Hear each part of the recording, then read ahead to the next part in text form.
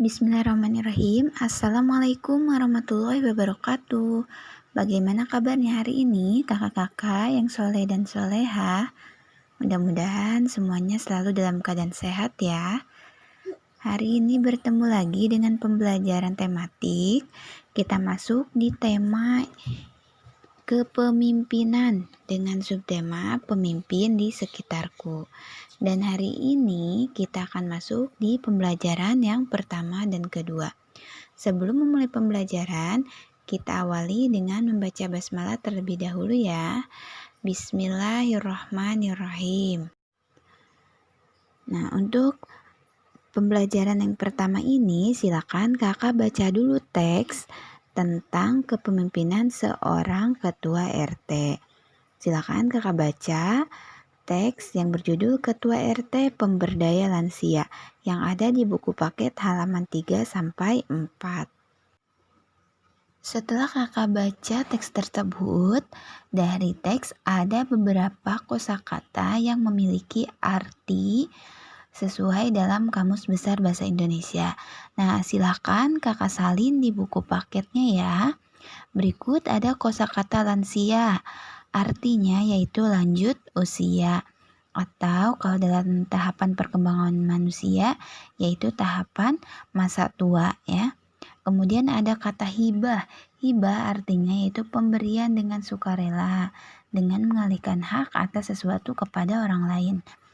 Kemudian ada kata legalitas yang berarti perihal keadaan sah. Kemudian ada juga inspirasi artinya ilham dan potensi yang berarti kemampuan mempunyai kemungkinan untuk dikembangkan. Nah, itu beberapa kosakata dalam teks beserta artinya dalam Kamus Besar Bahasa Indonesia. Berikutnya kita akan belajar tentang tahapan perkembangan manusia. Dalam teks tadi diceritakan bahwa PRT-nya memberdayakan lansia atau dengan istilah lainnya adalah manula. Manula merupakan salah satu tahapan dalam pertumbuhan perkembangan manusia ya. Jadi manusia itu bertahap dari bayi, kemudian anak-anak, remaja, dewasa, dan manula. Manusia ini berkembang biak melalui proses perkawinan. Nah, di mana perkembangan semacam ini disebut dengan perkembangan secara generatif. Dalam perkembangan generatif ini terjadi peristiwa peleburan sel kelamin, yaitu sel kelamin sperma dari ayah dan sel telur dari ibu. Nah, setelah proses peleburan, terjadilah pembuahan. Nah, pembuahan ini terjadi dalam tubuh ibu, tepatnya dalam bagian saluran telur. Nah, setelah terjadi pembuahan dan perkembangan manusia dimulai. Kedua proses tersebut berlangsung dalam 2 tahap, yaitu di dalam rahim dan di luar rahim atau setelah melahirkan. Nah, adapun perkembangan manusia setelah dilahirkan yaitu yang pertama masa balita.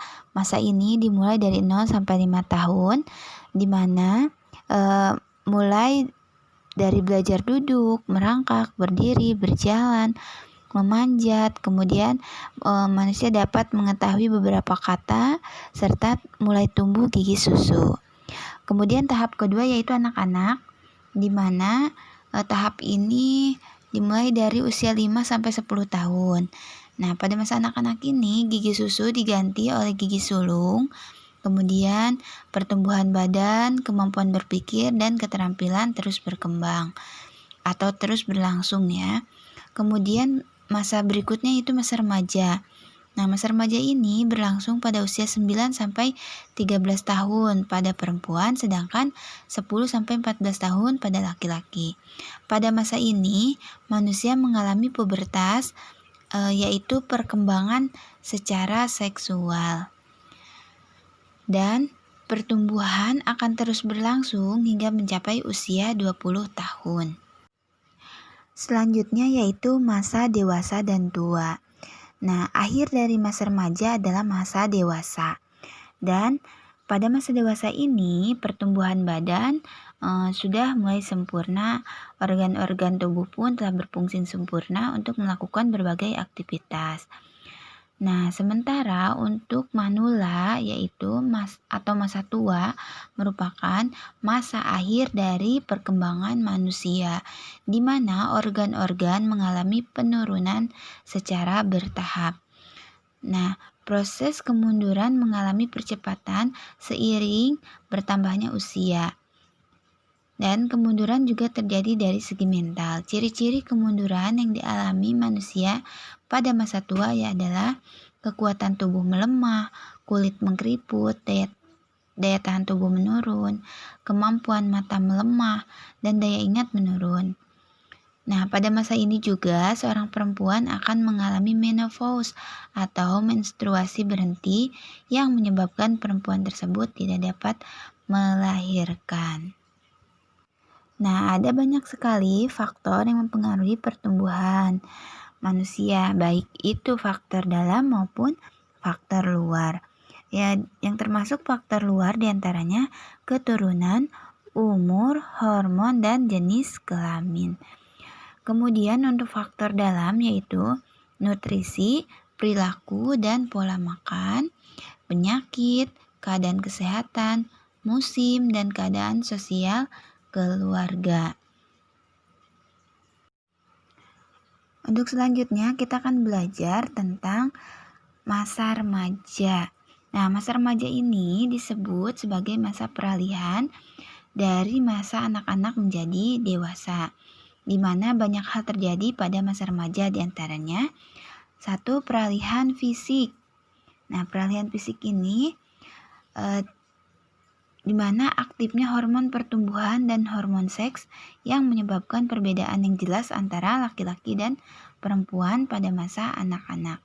Yang kedua yaitu peralihan emosi.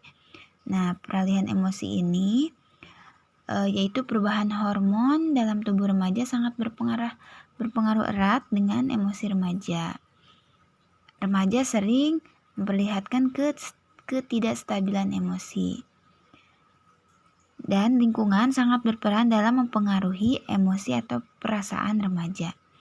Yang ketiga yaitu peralihan kehidupan sosial. Nah, lingkungan sosial anak umumnya dekat dengan keluarga. Namun seiringnya waktu, lingkungan teman-teman sebaya menjadi lebih dekat dengan kehidupan remaja.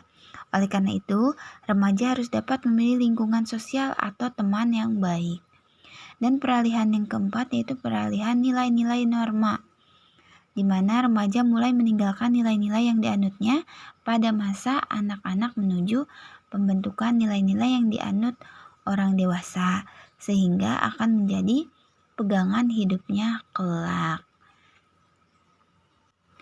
Pada peralihan ini rasa ingin tahu remaja sangat besar, sehingga ingin mencoba banyak-banyak hal, ya, banyak hal-hal baru yang ingin dicoba, dan mungkin tidak sesuai dengan nilai-nilai norma yang berlaku di masyarakat. Nah, pada Hari Pahlawan yang biasa kita peringati setiap tanggal 10 November, itu dilatar belakangi dengan kejadian pertempuran di Surabaya. Nah, saat itu rakyat Surabaya berjuang mengusir tentara Inggris yang menggempur kota Surabaya. Salah satu tokoh yang berperan dalam pertempuran itu adalah Bung Tomo. Bung Tomo menyampaikan pidato yang membakar semangat para pejuang sehingga tidak gentar oleh serangan pasukan Inggris yang dilengkapi persenjataan canggih. Silakan kakak baca teks pidato yang disampaikan oleh Bung Tomo yang ada di halaman 13 sampai 15.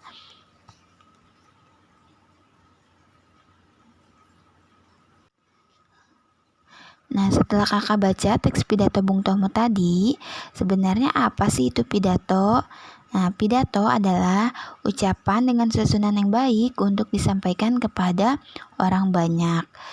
Nah, pidato ini jenisnya contohnya banyak sekali ya, misalnya pidato kenegaraan, pidato menyambut hari besar, pidato pembangkit semangat, sambutan acara, dan lain sebagainya.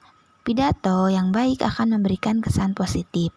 Adapun beberapa teknik dalam pidato diantaranya 1. Metode menghafal, yaitu membuat suatu rencana pidato lalu menghafalkannya kata per kata. Kemudian metode kedua yaitu metode serta-merta, yaitu membawakan pidato tanpa persiapan. Ya, jadi hanya mengandalkan pengalaman dan wawasan.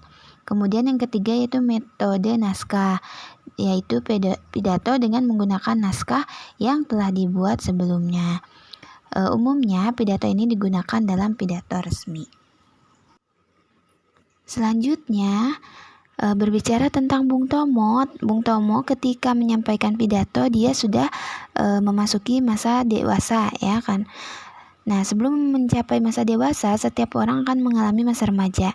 Tanda seseorang memasuki masa remaja yaitu mengalami pubertas. Setiap remaja yang mengalami masa pubertas akan mengalami perkembangan fisik yang sangat pesat dan pada umumnya disertai dengan peningkatan aktivitas, sehingga mereka membutuhkan energi yang lebih.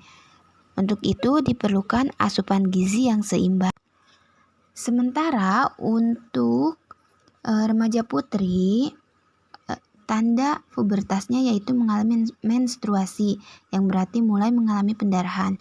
Oleh karena itu, remaja putri memerlukan nutrisi yang banyak, mengandung zat besi dan vitamin C agar terhindar dari anemia. Apa itu anemia? Anemia adalah kondisi di mana jumlah sel darah merah lebih rendah dari jumlah normal. Nah, pada kondisi ini, remaja putri akan merasa tubuhnya lelah, sesak napas, pusing, ataupun sakit kepala. Nah, untuk itu, bila mengalami gejala anemia, maka perlu mendapatkan tablet penambah darah. Demikian pemaparan materi dari Ibu hari ini, dan untuk tugasnya silakan kakak lengkapi tabel ciri-ciri perkembangan manusia yang ada di buku paket halaman 7. Silakan kakak isi tahapan-tahapan perkembangan atau pertumbuhan manusia beserta ciri-cirinya. Alhamdulillahirrahmanirrahim, pembelajaran tematik hari ini telah selesai. Mudah-mudahan apa yang disampaikan Ibu bisa bermanfaat dan kakak tetap selalu semangat belajar walaupun kita belajar dari rumah. Jangan ragu untuk selalu bertanya kepada orang tua atau ibu jika ada materi yang belum dipahami. Terima kasih untuk semuanya, tetap selalu jaga kesehatan dan sampai jumpa di pertemuan selanjutnya. Wassalamualaikum warahmatullahi wabarakatuh.